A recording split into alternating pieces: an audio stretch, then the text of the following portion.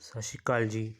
ਮੈਂ Ashwani Kumar, vocational trainer, retail government senior secondary school Panjola. ਅੱਜ ਮੈਂ ਲੈਵਲ 1 ਦੇ ਯੂਨਿਟ 2 ਦੇ ਵਿੱਚ ਸੈਸ਼ਨ 4 ਦੇ ਵਿੱਚ ਜਿਹੜੇ ਟੌਪਿਕ ਨੇ ਕਮਿਊਨੀਕੇਸ਼ਨ, ਉਹਦੇ 'ਤੇ ਆਪਣੀ ਪ੍ਰੈਜੈਂਟੇਸ਼ਨ ਦੇਣ ਜਾ ਰਿਹਾ ਹਾਂ। ਮੈਂ ਇਸ ਪ੍ਰੈਜੈਂਟੇਸ਼ਨ ਦੇ ਵਿੱਚ 3 ਟੌਪਿਕ ਕਵਰ ਕੀਤੇ ਹਨ, ਜਿਹਦੇ ਵਿੱਚ ਹੈ ਵਾਟ ਇਜ਼ ਕਮਿਊਨੀਕੇਸ਼ਨ, ਸੰਚਾਰ ਕੀ ਹੈ। ਦੂਜਾ ਹੈ ਐਲੀਮੈਂਟ ਆਫ ਕਮਿਊਨੀਕੇਸ਼ਨ ਸਾਈਕਲ, ਸੰਚਾਰ ਦੇ ਅੰਗ ਜਾਂ ਸੰਚਾਰ ਚੱਕਰ। ਲਾਸਟ ਟੌਪਿਕ ਹੈ ਮੈਥਡ ਆਫ ਕਮਿਊਨੀਕੇਸ਼ਨ, ਕਮਿਊਨੀਕੇਸ਼ਨ ਦੇ ਕਿੰਨੇ ਸਾਰੀ ਜੋ ਮੈਥਡ ਜਾਂ ਕਿਸਮਾਂ ਹੋ ਸਕਦੀਆਂ ਹਨ। ਸਭ ਤੋਂ ਪਹਿਲਾਂ ਵਾਟ ਇਜ਼ ਕਮਿਊਨੀਕੇਸ਼ਨ, ਕਿ ਸੰਚਾਰ ਕੀ ਹੈ, ਉਹਨੂੰ ਕਿਵੇਂ ਪਰਿਭਾਸ਼ਿਤ ਕੀਤਾ ਜਾ ਸਕਦਾ ਹੈ, ਉਹਦੀ ਜੋ ਡੈਫੀਨੇਸ਼ਨ ਹੈ ਉਹ ਕੀ ਹੈ। ਸੰਚਾਰ ਇੱਕ ਜਾਣਕਾਰੀ, ਸੰਦੇਸ਼, ਖਬਰ, ਵਿਚਾਰ, ਭਾਵਨਾਵਾਂ ਨੂੰ ਇੱਕ ਵਿਅਕਤੀ, ਸਥਾਨ ਜਾਂ ਗਰੁੱਪ ਦੁਆਰਾ ਕਿਸੇ ਦੂਜੇ ਵਿਅਕਤੀ, ਸਥਾਨ ਜਾਂ ਗਰੁੱਪ ਤੱਕ ਪਹੁੰਚਾਉਣ ਦੀ ਕਿਰਿਆ ਨੂੰ ਸੰਚਾਰ ਕਿਹਾ ਜਾਂਦਾ ਹੈ। ਇਹ ਇੱਕ ਟੂ ਵੇ ਯਾਨੀ ਕਿ ਦੋਵੇਂ ਪਾਸੇ ਚੱਲਣ ਵਾਲੀ ਕਿਰਿਆ ਹੈ। ਇੱਕ ਪਾਸੇ ਸੈਂਡਰ ਜੋ ਮੈਸੇਜ ਸੈਂਡ ਕਰ ਰਿਹਾ ਹੈ ਜਾਂ ਸੰਦੇਸ਼ ਭੇਜ ਰਿਹਾ ਹੈ, ਦੂਜੀ ਸਾਈਡ ਰਿਸੀਵਰ ਜਿਹਨੂੰ ਸੰਦੇਸ਼ ਪ੍ਰਾਪਤ ਹੋਇਆ ਹੈ। ਦੋਵਾਂ ਦਾ ਹੋਣਾ ਸਭ ਤੋਂ ਜ਼ਰੂਰੀ ਹੈ।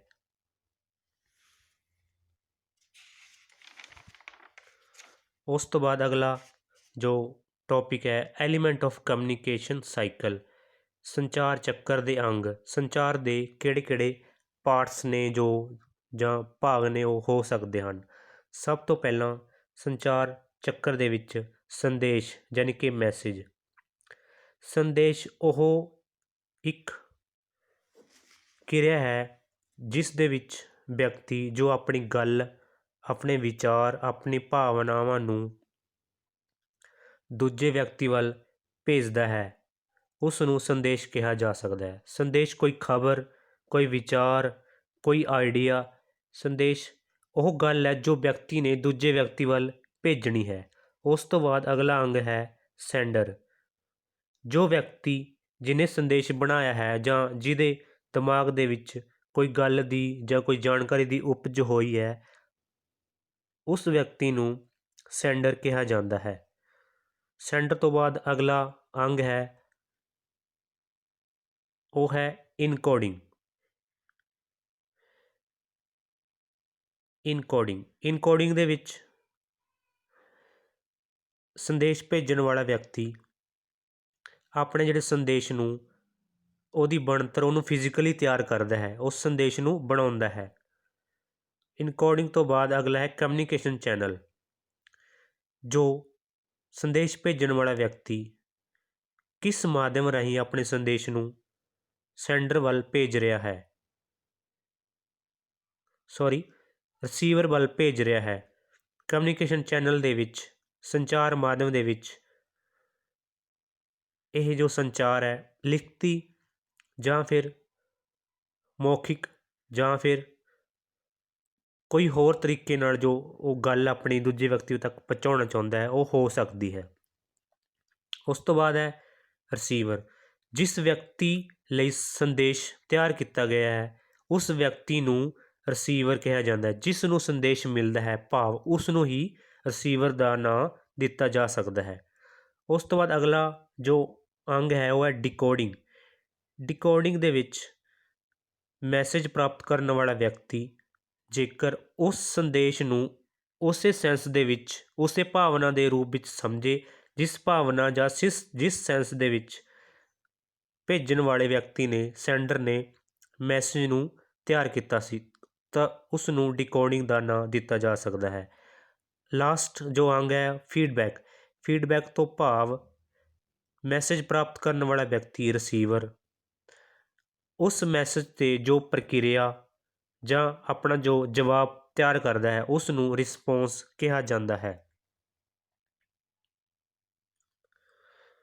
ਅਗਲਾ ਟੌਪਿਕ ਹੈ ਮੈਥਡ ਆਫ ਕਮਿਊਨੀਕੇਸ਼ਨ, ਕਿ ਕਮਿਊਨੀਕੇਸ਼ਨ ਹੈ ਜੋ ਸਾਡਾ ਸੰਚਾਰ ਹੈ ਉਹ ਕਿੰਨੇ ਤਰ੍ਹਾਂ ਦਾ ਹੈ।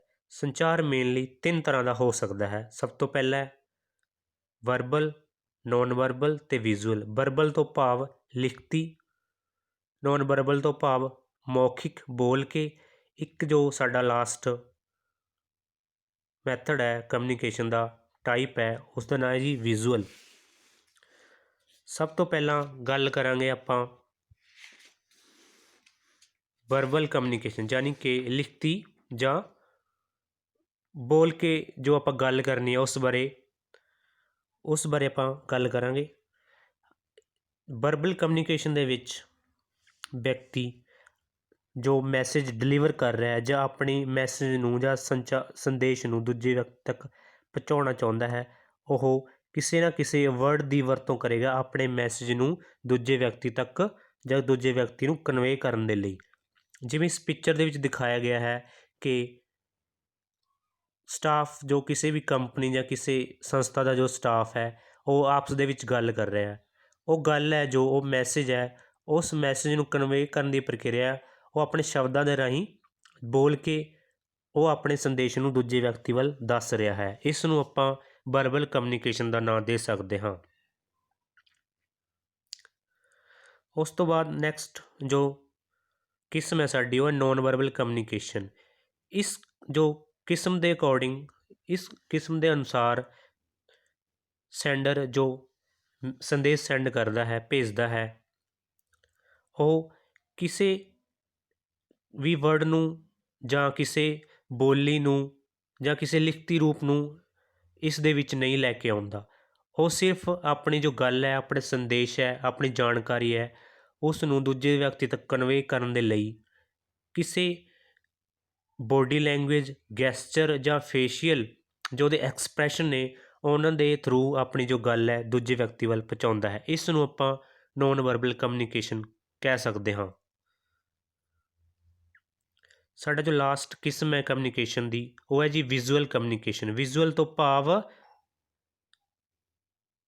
ਸਾਡੀ ਆਈ ਸਾਈਡ ਦੇ ਨਾਲ ਹੈ।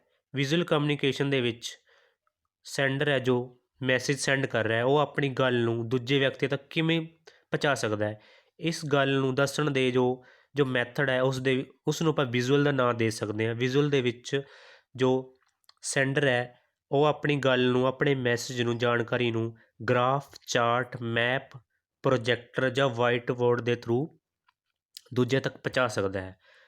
ਜੋ ਮੈਂ ਪ੍ਰੈਜੈਂਟੇਸ਼ਨ ਦੇ ਜਾ ਰਿਹਾ ਹਾਂ ਇਹ ਮੇਰਾ ਵਿਜ਼ੂਅਲ ਕਮਿਊਨੀਕੇਸ਼ਨ ਦਾ ਹੀ ਇੱਕ ਪਾਰਟ ਹੈ, ਕਿਉਂਕਿ ਜੋ ਮੈਂ ਆਪਣੀ ਗੱਲ ਹੈ ਦੂਜੇ ਤੱਕ ਪਹੁੰਚਾ ਰਿਹਾ ਹਾਂ ਉਹ ਇੱਕ ਵਿਜ਼ੂਅਲ ਕਮਿਊਨੀਕੇਸ਼ਨ ਹੈ। ਇਹ ਸੀ ਸਾਡਾ ਅੱਜ ਦਾ ਟੌਪਿਕ ਕਮਿਊਨੀਕੇਸ਼ਨ 'ਤੇ। Thanks for watching.